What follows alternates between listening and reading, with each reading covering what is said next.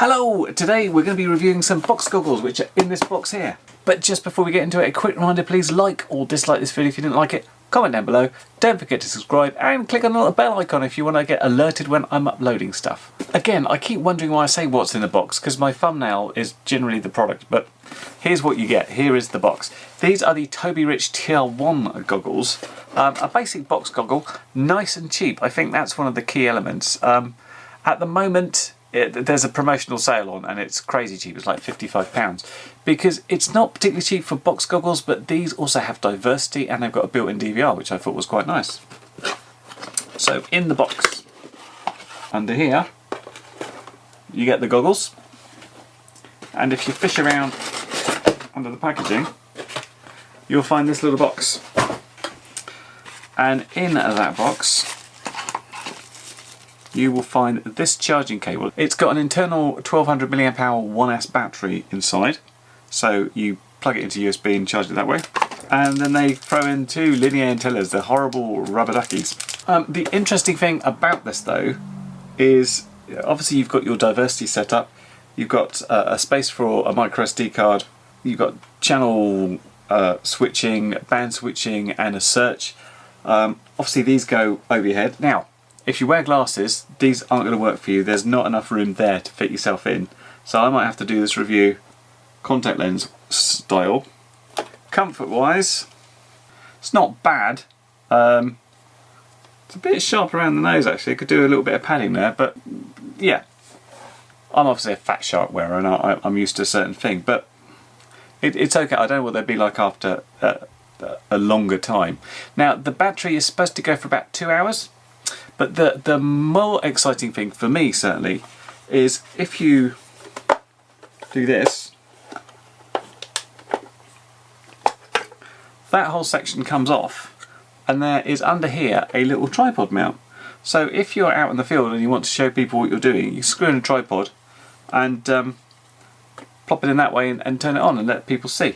But let's see how it is to start with. Now I'm not placing much hope in linear antennas. What I'll do, I'll fly indoors with my Dominators which have diversity with a patch and a pagoda, and I'll record on this one, and this is with one antenna horizontally polarised, that one actually, and this one vertically polarised, which is about the best you can do on linear, and see how that compares, because I think the first thing you need to do is swap these out. But first let's, this is quite handy because it allows me to film into the screen. I just want to show you how it works and what you actually get on the screen there. Right, so let's go through the controls and what everything does. Obviously for this part of the video I've removed this bit, and a quick niggle about this bit. I noticed these glue bits, they're sort of sticky, but these do keep lifting off. You sort of stick them down again, but just to be aware. I mean, at some point if you wear this enough, this sort of thing would have to be replaced anyway. And a couple of people also said they use this magnifying part as a sort of soldering aid after I put that video out about a magnifying headset. Anyway, so how this works. So you can probably see the buttons we've got here: search, reset, that's our SD card, menu, on, off, channel button and record. We've got our two antennas, SMA antennas for our diversity system. So let's turn it on and see what we got. If we hold this button down, screen's pretty good. It doesn't reflect that much. I've got two great big lights that are helping me see what I'm doing here, so that's why we're getting a bit of reflection there. But what I wanted to look at is you've got this little useful stuff across the top. I'm just going to see if I can actually zoom in to see it well enough. Yeah, if you look there, it tells you which RF you're on and your channel number. You see we're on channel F1 there, and if we press the channel button, that's a better angle, we go through the channels. If I hold that button down, we'll start going through the bands. So we got A, B, E, F and race, which is all good. Let's get me back to number 1. You've got the search, and if you just press the search, it will do an auto search through all the channels there. And then once it's found something, you can go directly to that channel. So that works quite nicely too. All this stuff on the OSD for the screen doesn't record in the DVR. This is just for you to look at if you like. Don't want to search anymore. So if I plug a quad in and do that again. Oh, we're not really focused. There we go. Yeah, it seems to be the reds where it's like, I've got something there, and then the greens are kind of, that's not something there, and sort of eventually it comes up and says, yep, there you go, there's your strongest channel, which it finds as A7, even though it's generally speaking F1. This is me looking at my tripod. You will notice in the display there's a little bit of the OSD cut off. I've noticed this is the case if I'm trying a different pair of goggles or even a module on my goggles. I've noticed this is the case where all screens aren't quite the same, so it may be a case of some adjustment needed there. And again, just to show you, if I go through the channels here, I'm on A7 right now, so if I go to F1, that's what I think I'm on anyway. While we're there, we've got there's a pick and record button. The pick is really weird. If you press it once, it will bizarrely take a picture.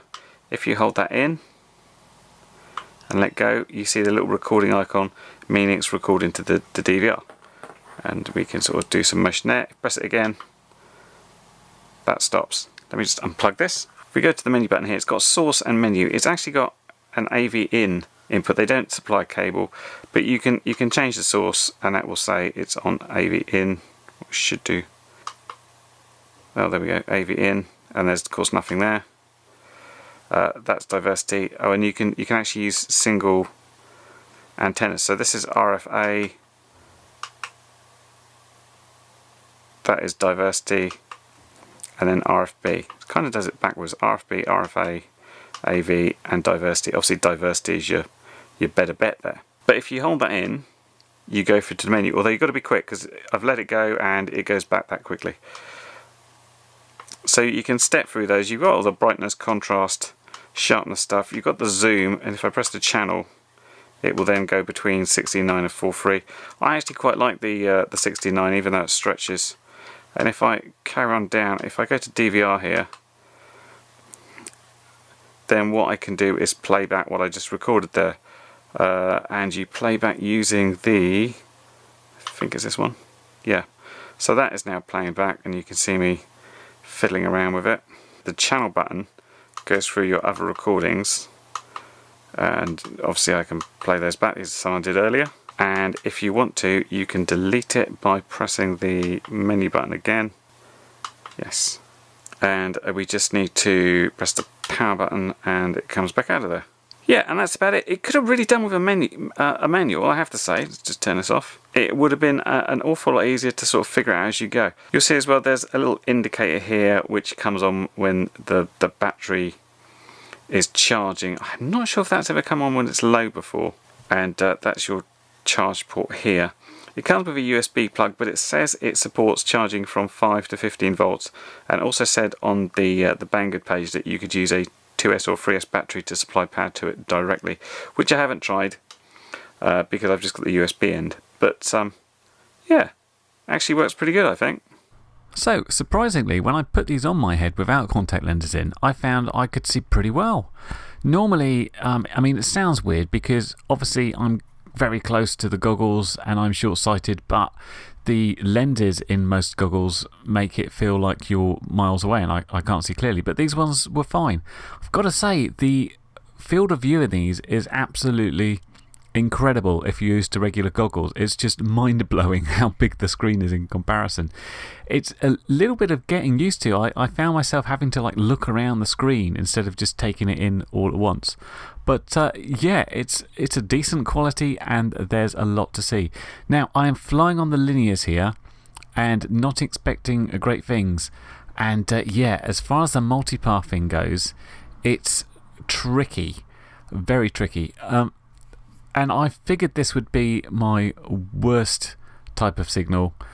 Linear antennas and going in bad areas, especially sort of down here, which is really quite tricky. And you can see just how bad that is. So I swapped over to circular polarized antennas. I've got a Foxeer patch and a Pagoda there, expecting good things. And if I look at the same section, it's surprisingly to me at least as bad, if not worse. You'll see these blue flashes on the screen. This isn't the screen blue screening as some of the old ones did.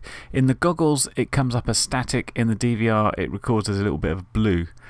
But yeah, if there's a weakness on these goggles, it's most definitely the lack of multipath rejection. It really is tricky. I mean, I was coming down here trying to fly and literally I had to land and sort of get there. Well, we got there in the end, we got round, but yeah, certainly not the best. So just as comparison here, this is the same flight made in my Fat Sharks. I'm currently using the Owl RC module that I'm testing out. So it's not anything too special which the way it deals in multipathing. The rapid fire on here is extremely strong, but you can see that the Owl RC module is a whole lot better with the same sort of patch and Omni circular polarized antennas than this handles. So yeah, as far as multipathing goes, indoor environments, these goggles aren't going to be the best. Okay, so I'm going to be flying in the goggles and filming here with this guy. You can see it's got a picture at the moment. Again, they're not on my face because I couldn't be bothered to bring my contact lenses out. It's a little lower down, but it's very windy and I don't want it blowing over, so I'm going to have to just go with that at the moment, but we'll make allowances for it. And again, the patch isn't pointing in the way we'd maybe think about, we'd be up or down, but that's how I'm going to be in the goggles, so fair test. So I took these goggles along when I was testing out a few cameras and just basically set them to record while I was flying in my normal Fat Sharks. At that point I hadn't discovered that I didn't need contact lenses to actually try them. This is flying on the Runcam Phoenix Oscar Edition, which had its own problems if you look at that review. That's why it's a bit jerky.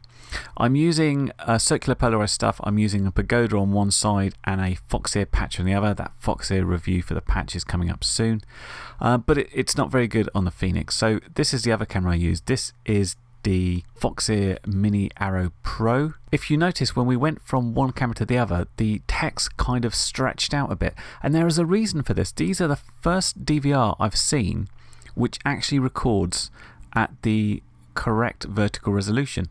So when I'm using NTSC, which is in this case, the DVR records at 720 by 480, and that's why it's stretching out slightly in my editor. And when I'm recording in PAL, it records at 720 by 576. Now, as far as SD recording goes, normally your horizontal resolution is 640. This is recording at 720. I don't know if that's because I've got it into widescreen mode at the moment. There you go. If I put the two videos up on my desktop at native resolution, you can see the difference in the amount of vertical lines you've got there. Like I said, first DVR to do that. As far as the quality of the recording goes and the quality of the signal, I'm pretty impressed. I've checked it against my Fat Sharks and they came up at least as good, if not better, because of course you've got that extra resolution. I also tested a bit of range here. Here's me going to just around 1 kilometre. You can see there's a little bit of static as we go, but the signal is pretty damn strong really. So yes, I am pleasantly surprised with how good these were outside. Well, I have to say, I wasn't sure what to expect from these, and the test on the indoors kind of came off very badly. It doesn't cope well at all with multipathing. It's got a reasonable diversity system from the looks of it, but it's not something sort of clever like rapid fire and stuff that can get the very best out of like two signals. It's like if you've got static in there from multipathing, that's not going to go away. However, took it outside and it was looking great, absolutely easily as good as my regular goggles, and the DVR recording in this is really nice. A few things to note: it's slightly different from my main goggles, and I would need to move the OSD around. And although indoors I had a pretty good experience with the linears compared to circular polarization, outdoors absolutely get a decent patch and an omnidirectional circular polarized antenna. That will work really well. As far as comfort goes, what I found is, I mentioned before there wasn't anything there to help your nose, and that's because I was doing it wrong. It's not resting on your nose. Your nose kind of sort of sits inside, so the whole of your nose should be in there, sort of just resting, so the whole goggle's resting against your face. So as far as comfort goes, it's not bad. I'm used to goggles which are nice and lightweight.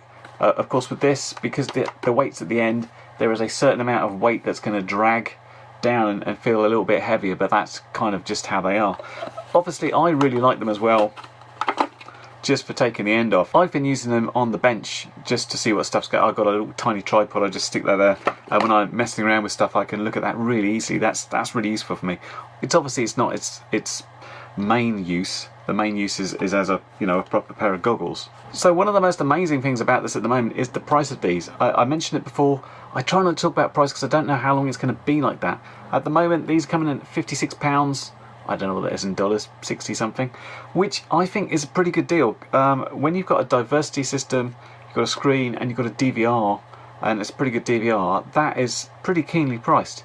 As I said, I'm not sure how long it'll stay at that price, but at the moment, that's a quite nice starting point if you were looking to get into the hobby and didn't want to splash out heavy on the fat sharks, or if you were already really into the hobby and you thought, I'd like to get somebody in but I need some passenger goggles or something. Not a bad option. And the field of view you get is just staggering. I was not at all prepared for that. That blew me away.